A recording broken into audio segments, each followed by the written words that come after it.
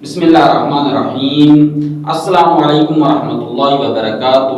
مومنین کرام، آج بہترین صدقے آپ کی خدمت میں ذکر کرنے جا رہا ہوں۔ روایات میں ہے کہ 3 بہترین صدقے شمار ہوتے ہیں۔ ان میں سے پہلا یہ صدقہ ہے کہ کسی بھوکے کو کھانا کھلانا۔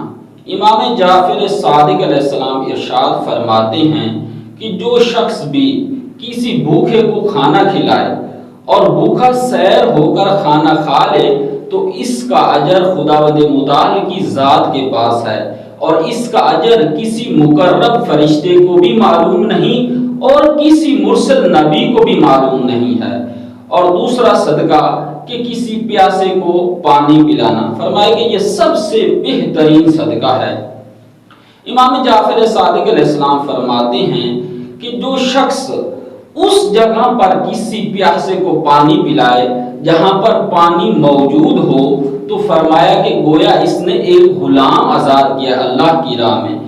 اور جہاں پر پانی موجود نہ ہو، اگر وہاں پر پانی پلائے تو فرمایا کہ اس نے ایک جان بچائی ہے، اور جس نے ایک جان بچائی گویا اس نے پوری انسانیت کو بچایا ہے۔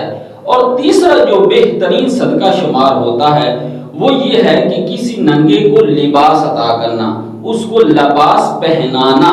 روایات میں آتا ہے کہ جو شخص بھی کسی ننگے کو لباس پہناتا ہے تو وہ اس لباس کا ایک داغا بھی جب تک باقی رہے گا اس بندے کے بدن پر، تو فرمایا کہ اس وقت تک یہ دینے والا مومن اللہ کی حفاظت میں رہے گا۔